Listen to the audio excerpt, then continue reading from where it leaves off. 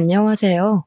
저는 결혼한 지 6년 만에 이혼을 결정한 30대 여성입니다. 제 인생만큼은 이혼은 없을 거라 생각했는데, 역시 사람은 함부로 앞을 내다보면 안 되는가 봅니다.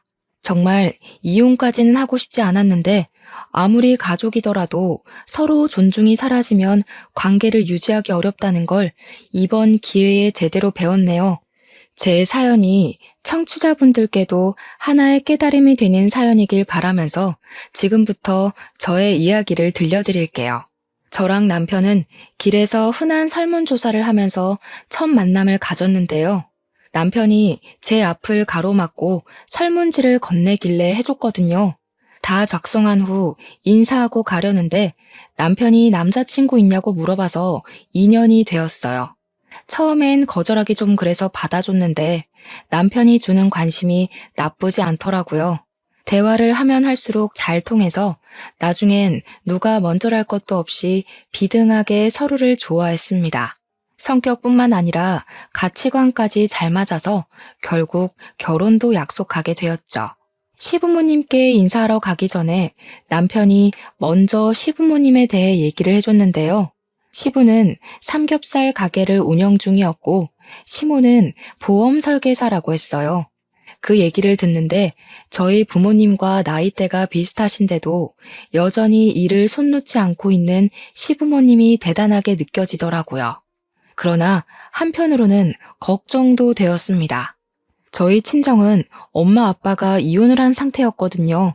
아빠랑은 아예 연락이 안 되었고 엄마는 제가 주는 생활비로만 지내고 계셔서 혹시라도 남편 집안에서 우리 집안 때문에 결혼을 반대할까봐 불안했어요. 그래서 남편에게 미리 저희 집안에 대해 얘기를 해줬습니다. 아빠가 질이 좀 안 좋은 사람이었다고, 엄마랑 이혼을 한 결정적인 이유가 도박 때문이었다고요. 그리고 아빠 빚 때문에 파산하게 된 우리 집을 저랑 엄마랑 아등바등 살면서 가세를 일으켰다는 것도 말했어요. 걱정 마. 우리 부모님 오히려 거저 먹으면서 자란 젊은이들을 더 싫어해. 온실 속 화초처럼 자란 사람들은 인정머리가 잘못되었다면서 젊을 때부터 이것저것 부딪혀보고 산 사람들은 생활에 임하는 태도가 다르다는데 그건 나도 좀 인정하는 부분이야.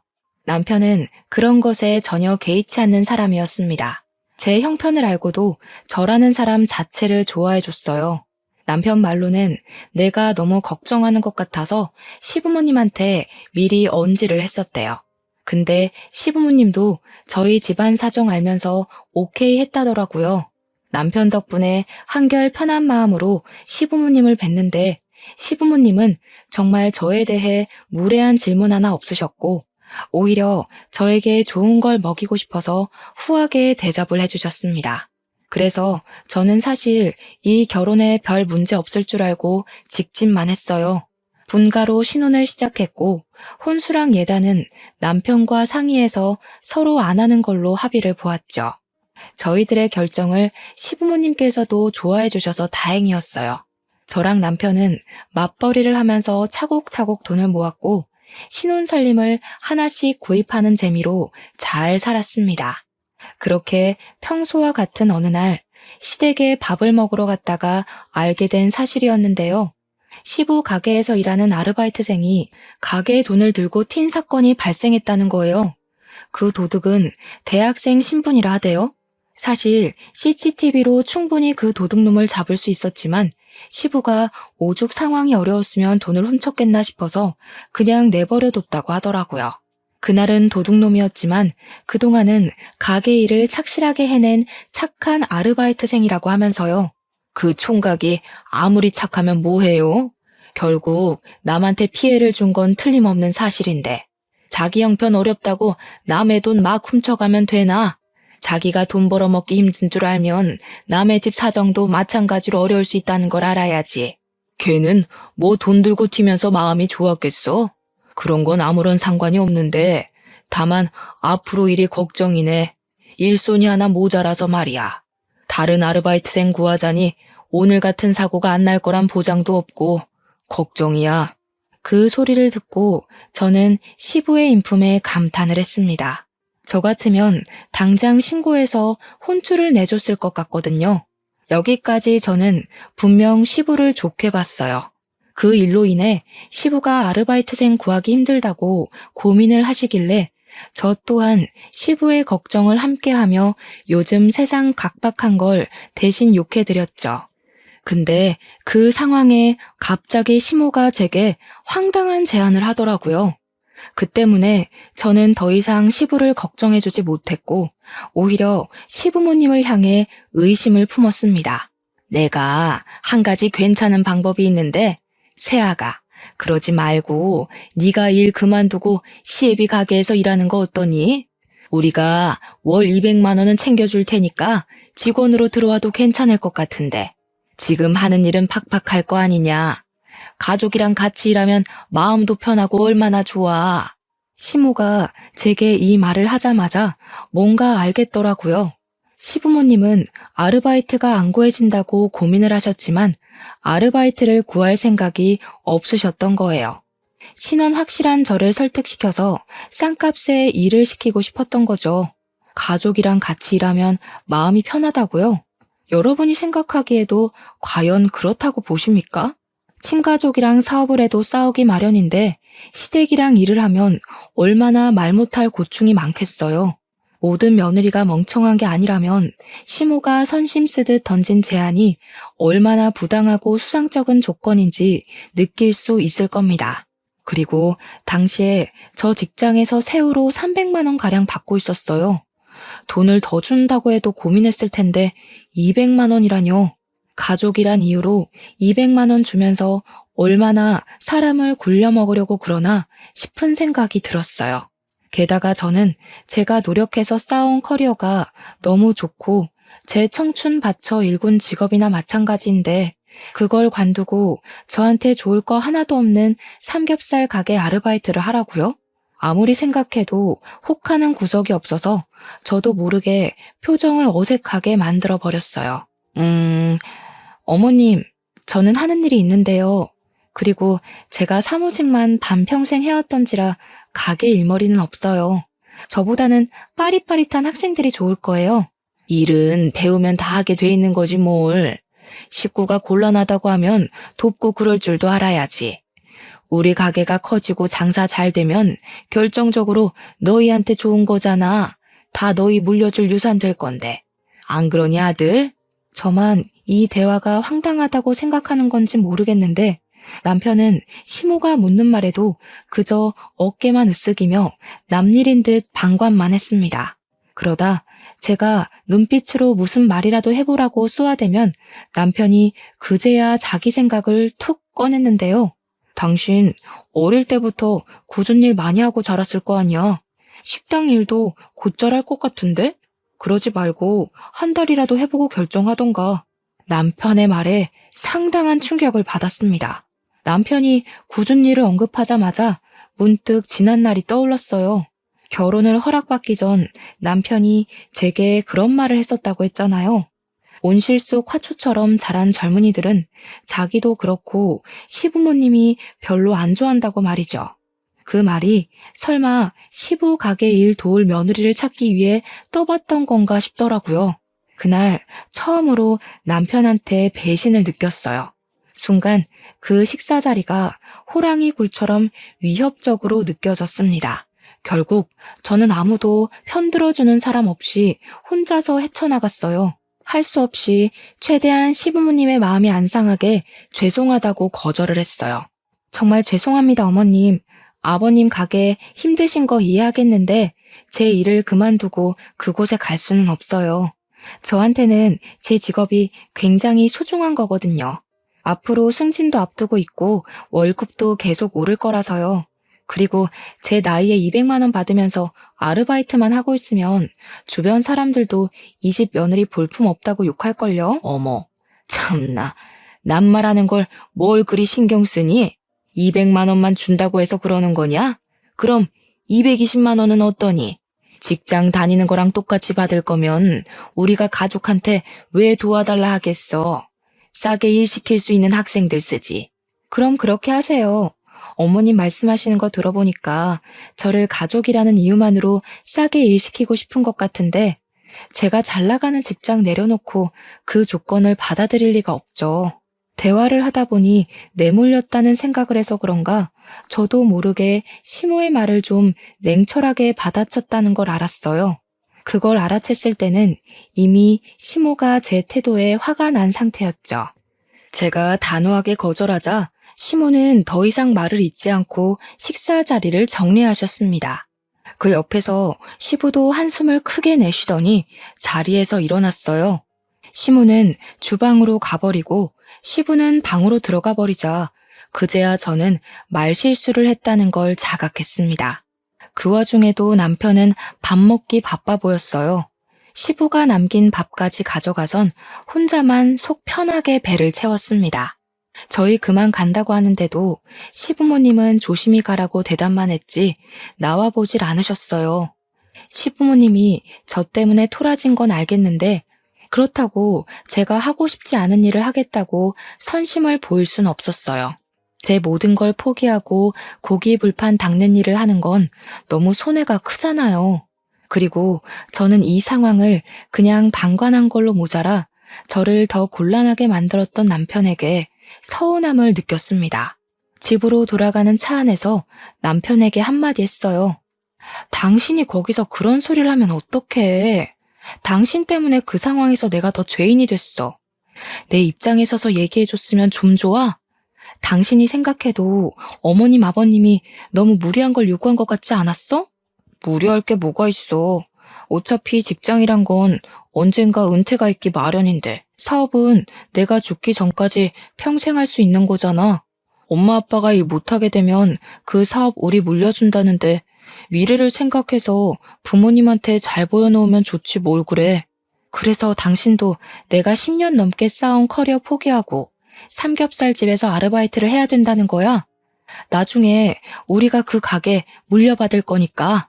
이유가 그거라면 어머님 아버님도 좀 너무하시네. 멀쩡한 아들 놔두고 왜 남의 집 자식한테 직장을 관두라고 한대? 너랑 내가 남이냐? 아무래도 부모님이 기성세대다 보니까 생각하는 게 옛날 방식이라서 어쩔 수 없지. 나는 부모님 살아계실 동안만이라도 아들 선호한 마음 존중해주고 싶어. 부모님한테 자식은 나밖에 없잖아. 당신이 이해해줬으면 좋겠는데. 옛날 방식으로 사는 사람이라고 이해 안 되는 상식을 밀어붙이는 건 제겐 납득이 안 되었습니다. 저 또한 저희 엄마에게 하나밖에 없는 자식이에요. 옛날 방식 고수하면서 아들은 한자리 하면서 커야 된다는 시부모님 사상에 손뼉 맞춰주고 싶은 생각 추호도 없었어요. 남편이 제게 서운함을 표현했지만 저야말로 저를 이해해 줄 줄 알았던 남편에게 배신을 당한 것 같아서 기분이 상했던 날이었네요. 어쨌든 제가 시부모님께 직접 안 된다고 거절을 했으니 새 아르바이트생을 구할 거라고 생각했습니다. 시간이 지나면 삐쳤던 시부모님의 마음도 가라앉을 거라고 생각했죠. 그런데 제가 너무 마음 편하게 좌시했던 거였어요. 그날이 있고 무려 4개월이 지났는데도 시댁을 방문할 때마다 시부모님은 저를 대면대면하였어요.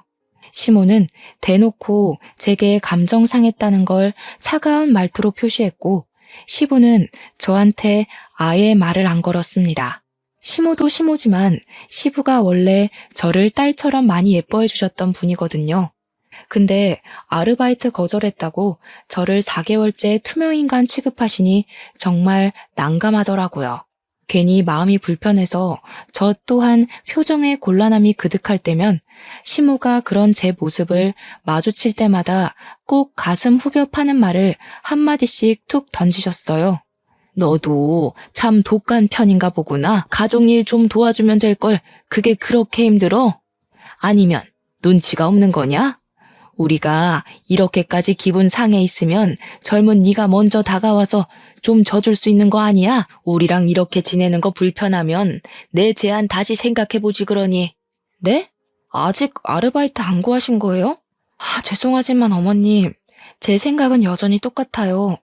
어머님이랑 아버님이 백날 첫날 기다리고 여쭤보셔도 만족스러운 답을 못 드려요. 그러니까 아르바이트 구하세요. 너 보통 고집이 아니구나. 당분간 이 집 문턱 넘는 일 없도록 해라. 아무래도 내가 한동안은 네 꼴 보기 싫을 것 같다. 그래도 시부모님 기분 풀어주고자 일주일에 한 번은 시댁을 찾아왔었는데 그게 오히려 시부모님께 반감을 샀던 것 같았어요.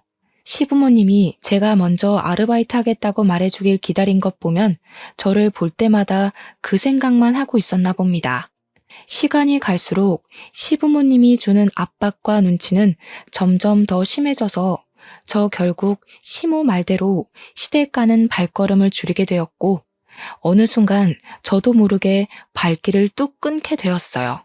시댁과 화해를 하고 싶지만 당장은 제 얼굴을 보여주는 것이 그분들께 스트레스일 것 같아서 저도 조심했습니다. 그러나 아무리 사이가 안 좋더라도 시댁 행사는 가야 하잖아요. 제가 명색의 며느리인데 시부모님이 꼴 보기 싫다 했다고 시부모님 생신까지 안 챙기면 얼마나 눈치 없는 며느리가 되겠습니까? 시부 생신이라서 마침 시부가 좋아할 만한 선물 사주며 기분을 풀어주면 좋겠다고 생각했습니다. 그래서 저 정말 회사 반차까지 내면서 백화점에 가 신중하게 시부의 선물을 골랐어요. 남편이 뭐하러 그렇게까지 하냐고 그냥 용돈 주면 된다고 하길래 그건 뭔가 성의가 없는 것 같아서 꼭 선물을 해드리고 싶었어요. 그렇게 긴장되는 마음으로 오랜만에 시댁을 방문했습니다. 시부모님은 생신날이라 그런지 평소보다는 말투가 부드러웠어요. 여전히 제 눈은 잘 안 마주쳤지만 저더러 왜 왔냐고 타박하지도 않았고 시모 일을 도와줘도 시모가 제게 나무라는 일도 없었습니다. 그러나 문제는 식사 자리에 앉고부터 시작이 되었어요. 시부모님은 식사 자리 앞에서 어김없이 아르바이트생 구하기 어렵다는 얘기를 또 했습니다. 아, 이러다 진짜 장사 접어야 되는 건 아닌가 몰라. 요즘 젊은 사람들은 도대체 어떻게 믿고 써야 되는 거냐? 하도 금방금방 관둬서 사람 구하는 것도 힘들어 죽겠다. 계속 이러면 나도 짜증나서 더는 못 해먹어. 그래도 20년을 넘게 해왔는데 사람 안 구해진다고 그만두면 씁니까? 우리가 아들을 몇 명 더 낳을 걸 그랬나 봐요. 그럼 전업주부 하는 며느리 들이면 딱 좋았을 텐데. 시부모님이 저를 언급한 건 아니었지만 누가 들어도 저를 공략하는 대화였기에 눈치가 안 보일 수 없었어요. 저한테 자꾸 거절당하는 시부모님 마음 안 좋을 거 압니다. 그렇지만 계속 거절해야 하는 제 마음 또한 시부모님 못지않게 불편하단 말이죠. 너무 가시방석이었던지라 저는 대화 주제를 돌리고 싶었어요. 그래서 시부에게 제가 사온 선물을 건넸습니다. 시부가 장사한다고 좋은 신발 하나 못 사시는 것 같길래 다른 약속 갈 때 신으라고 구두 한 켤레를 해줬어요. 나름 브랜드 있는 고가의 상품이었죠. 일단 아무리 시부가 제 선물에 마음이 풀린다고 하더라도 활짝 웃는 반응까진 기대 안 했어요. 그냥 저한테 고맙다거나 제 눈을 마주해주면서 따뜻한 말 한마디 해주시는 거면 충분했습니다. 적어도 선물을 받았으니 그런 작은 반응 정도는 올 거라고 생각했어요. 하지만 시부는 제 선물을 받아가고도 열어보지 않고서 그냥 곁에 내려두기만 하더군요. 그러면서 하시는 말씀은 저의 부풀었던 마음에 찬물을 제대로 끼얹어 주었습니다. 요즘 누가 선물을 사니? 그냥 용돈으로 주는 센스가 있어야지. 우리 아들한테 말 안 들었냐? 우리 아들은 매번 돈으로 주는데. 내가 얘기했지. 근데 와이프가 아빠한테 정성 보이고 싶다고 회사까지 빼고 백화점 가서 준비한 거야. 구두 꽤 비싸던데? 엄청 신경 써서 산 거니까 말이라도 고맙다고 해줘. 쓸데없는 곳에 정성 보일 시간에 시가 집안이 어떻게 돌아가고 있는지 상황 파악부터 해보면 좀 좋냐. 누가 선물 바랬어? 장사하기 바빠 죽겠는데 구두는 무슨 구두? 누구 장사 말아먹으라고. 고사 지낼 일 있나? 내가 이거 신고 놀러 갈 정도로 여유가 있었으면 아르바이트 때문에 골머리 앓고 있겠니? 시부는 아무래도 아르바이트 문제 때문에 저한테 단단히 화가 난 듯 했어요. 제가 시부의 일을 나서서 도와주겠다 하지 않는 이상 이건 풀릴 문제가 아닌 것 같았습니다. 그래도 신경 써서 시부모님의 마음을 풀어주고자 진심을 많이 기울였는데 시부한테 매정한 말을 들으니 정말로 속상하더라고요. 결국 저는 그날 먹은 음식을 제대로 체해버렸습니다. 집에 가서 화장실에서 하루 종일 토를 했는데 역류해서 눈물이 났다기보단 좀 서러워서 눈물이 났어요. 생각할수록 시부모님께 화가 나기까지 했습니다. 고작 아르바이트 하나 거절했다고 저는 한순간에 시댁에서 천하의 못된 며느리가 되어버렸어요. 이럴 수가 있는 일인가요? 그렇다고 제가 생각을 바꿀 것도 아니고 시부모님도 저를 배려해 줄 생각이 없고 어쩔 수 없이 저랑 시댁의 사이는 계속해서 멀어져 갔어요. 그때쯤엔 저도 시댁을 포기해버렸습니다. 그런 와중에 저희 엄마가 가벼운 수술을 받는 바람에 시댁 걱정은 제 머릿속에서 완전히 묻혔어요. 엄마가 어느 날 전화가 와서는 가슴이 아파서 병원 검사를 받고 간단한 수술을 하게 되었다고 급전 100만 원가량만 해달라고 하더라고요. 저는 망설이지 않고 바로 제 돈 100만 원을 내줬어요. 당연히 우리 엄마니까요. 저랑 남편은 각자 월급을 각자가 관리해서 어디에 쓰던 자유였거든요. 필요한 물건 있으면 그때그때 반씩 돈 맞춰서 구매를 했고요. 그래서 엄마 수술비로 100만 원 나갔다는 말은 굳이 남편한테 안 해도 되었는데 그냥 제가 말했습니다. 식구가 아파서 수술을 하는 건 서로 알고 있으면 괜찮을 것 같아서였죠. 남편도 저희 엄마 걱정해주면서 혹시 돈 더 필요하면 보태줄 테니까 말하라고 하더군요. 그러면서 병원에 입원해 있는 저희 엄마한테 따로 전화를 해 안부를 물어주었습니다. 여기까지는 괜찮았죠. 그런데 남편이 우리 엄마 아픈 걸 시모한테 말했나 보더라고요. 그때가 시부 생신 보내고 시댁을 안 찾아간 지 2개월은 되었을 때였어요. 그런데 어쩐 일인지 시모가 저희 신혼집을 찾아온 겁니다. 연락도 없이 오셔서 제가 퇴근하고 무방비한 상태로 시모를 마주했어요. 그것까진 이해해 줄 수 있는데 시모는 제가 마음에 안 드니까 그걸 어떻게든 표현하고 싶었나 봐요. 우리 엄마까지 안 좋게 보기 시작하더라고요. 우리가 어떻게 살고 있나 궁금해서 방문했다고 하는데 사실 시모가 찾아온 진짜 목적은 저에게 있는 것 같았습니다. 왜냐면 시모가 작정하고 제 속을 뒤집어 놓고자 우리 엄마 아픈 걸 언급했거든요. 그것도 아주 가볍게 말이죠. 수중에 100만 원도 없어서 딸한테 손을 벌리냐? 보니까 사돈이 딱 지 자식 발목 잡을 사람이네.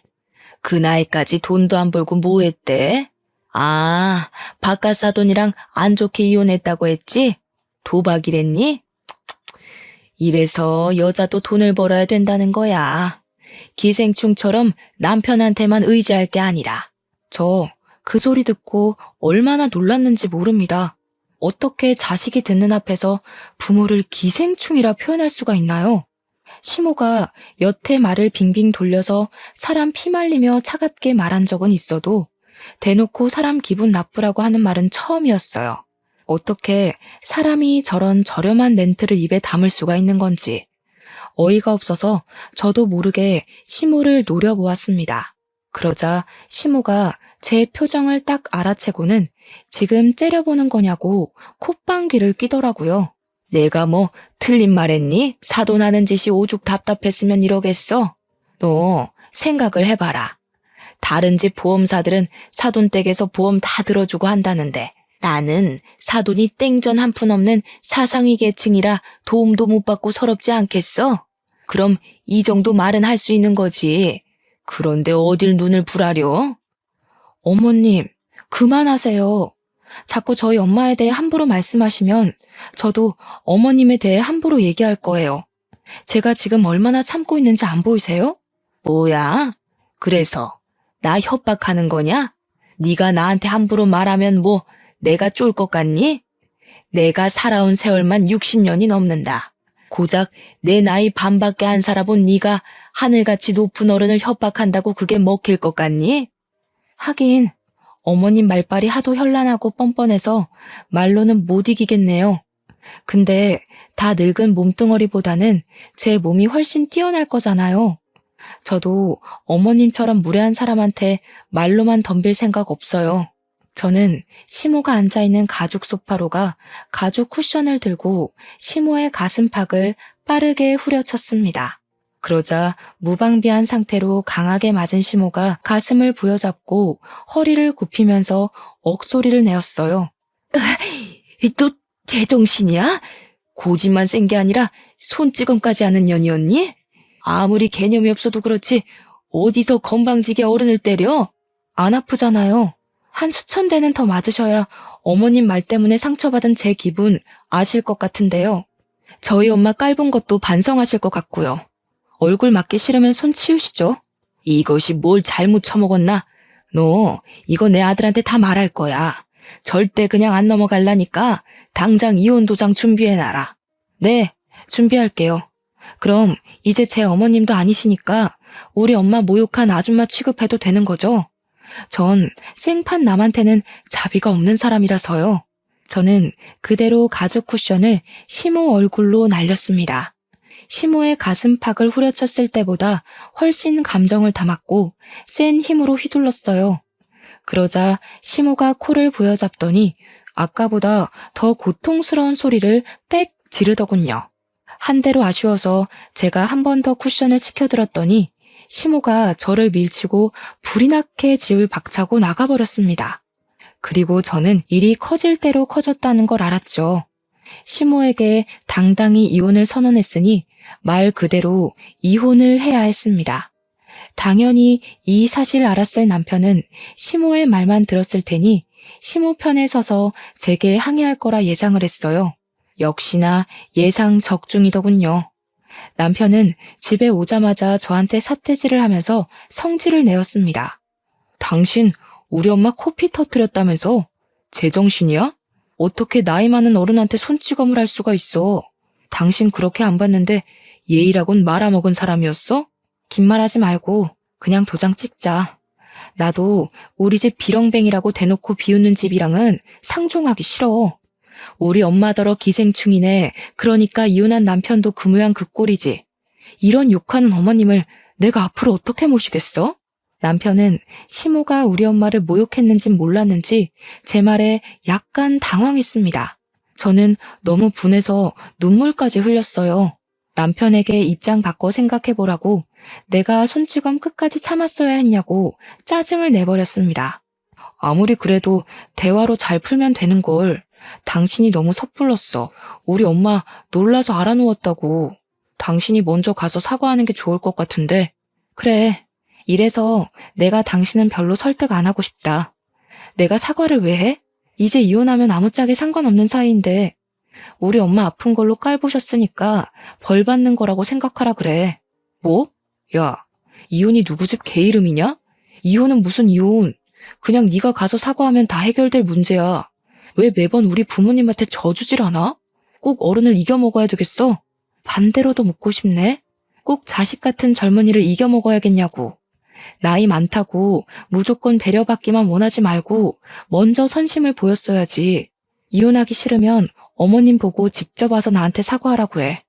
우리 엄마 깔본 것도 정식으로 사과하라고 하고. 안 그럼 이혼이야. 남편은 제 말에 고민하는 것 같더니 그마저도 자기 자존심 때문인지 제게 굽히고 들어가려 하지 않았습니다.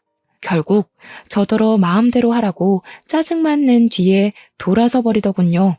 이쯤 되니까 제가 누구를 사랑했고 누구를 위해 이 집 식구가 되어 마음고생을 했는지 모르겠더군요.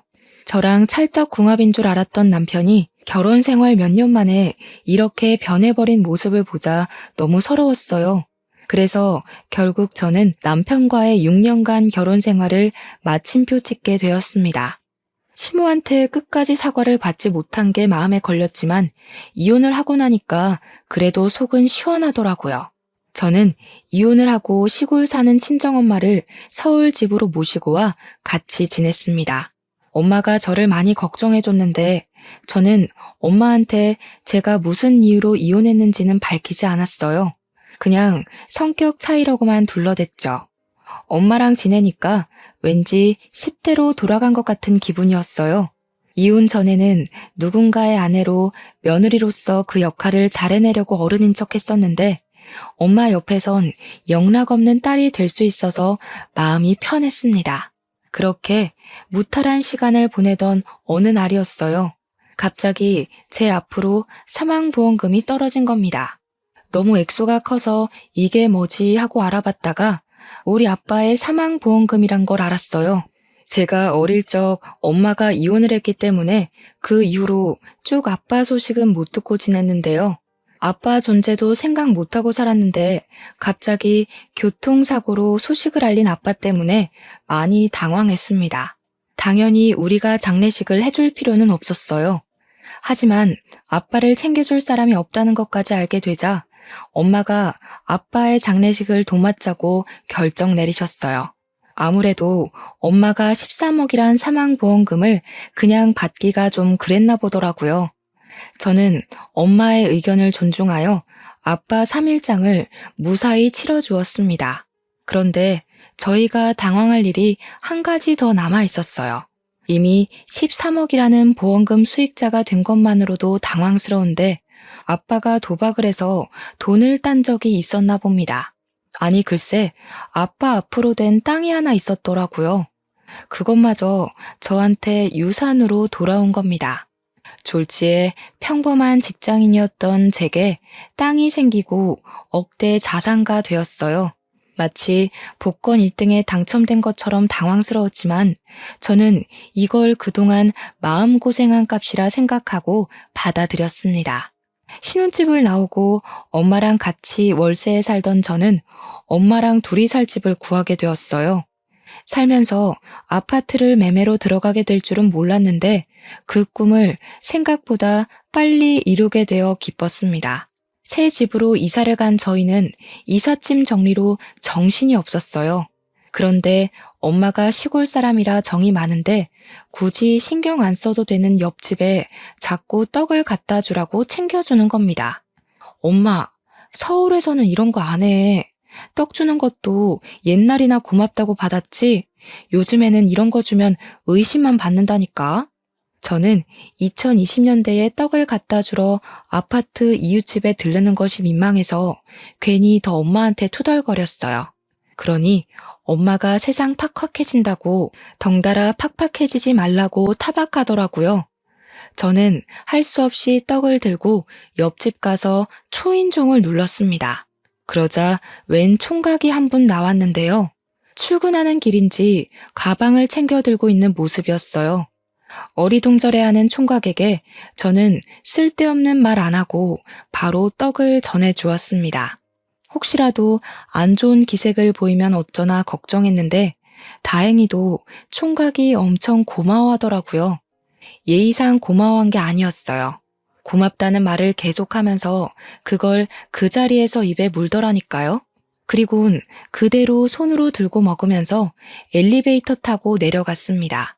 그 뒤로 희한하게 그 총각이랑 자주 마주치게 되었어요. 떡을 주고받았으니 서로 안면은 이미 텄고 그러다 보니 가벼운 대화까지 많이 나누게 되었는데요. 신기하게도 그게 인연이 되어서 연락처를 주고받았지 뭡니까. 좀 친해지고 나서 보니까 남자 직업이 기자란 것도 알 수 있었어요. 그래서 밤낮 구분 없이 특종만 있으면 날아다닌다고 끼니를 잘 못 챙겨 먹더라고요. 제가 떡을 준 날도 12시간 밥을 굶은 상태였는데 마침 우리 엄마가 챙겨준 떡 덕분에 든든했다고 또 한 번 고마웠다고 했습니다. 그게 괜히 마음에 걸렸던 저는 엄마한테 옆집 이야기를 하다가 그분의 사정까지 말하게 되었는데요. 엄마가 집에 데려와서 밥 먹이자고 하대요. 그러려고 말한 것 아니었는데 솔직히 나쁘지 않은 제안 같아서 제가 그분께 엄마 말을 전달해 줬더니 사양 안 하고 바로 기뻐하는 거 있죠. 그때부터 그분은 정말 부지런히 저희 집 초인종을 눌렀습니다. 덕분에 집에서 심심하게만 했던 엄마는 옆집 총각 밥 해주는 재미로 살았어요. 본의 아니게 셋이서 겸상하는 날이 들어갔는데 그 정 때문인지 어느 날 기자분이 제게 마음이 있다고 고백을 했습니다. 그런데 저는 이혼 여잖아요. 저 또한 기자분에게 호감이 있었지만 이혼녀 꼬리표가 미안해서 그 감사한 마음을 받아주질 못했습니다. 근데요, 당황스럽게도 기자분이 제 이혼 사실을 알고 있더라고요. 알고도 제게 고백하는 거라고 엄청 당당하게 말하길래 어떻게 알고 있냐 했더니 엄마가 알려줬답니다. 저 몰래 총각한테 제 얘기를 많이 했나 보더라고요. 저랑 만나보라는 말까지 했다는 거 아니겠어요? 엄마 때문에 민망했지만 어쨌든 저는 그렇게 그 기자분이랑 사귀게 되었어요. 이혼을 하고 1년 만에 남자친구가 생긴 거죠. 남자친구가 생기고부터는 제 인생에서 아무기나 다름없었던 결혼의 기억이 많이 묻혔어요. 그래서 남자친구와 함께하는 시간이 더 좋았죠. 저는 남자친구에 대해 어느 정도 다 알았다고 생각했습니다. 근데 의외로 제가 몰랐던 부분이 남아 있었더라고요. 그건 겨우 묻어버렸던 지난 6년간의 결혼 생활이 한꺼번에 다시 생각났을 만큼 당황스러운 사실들이었어요.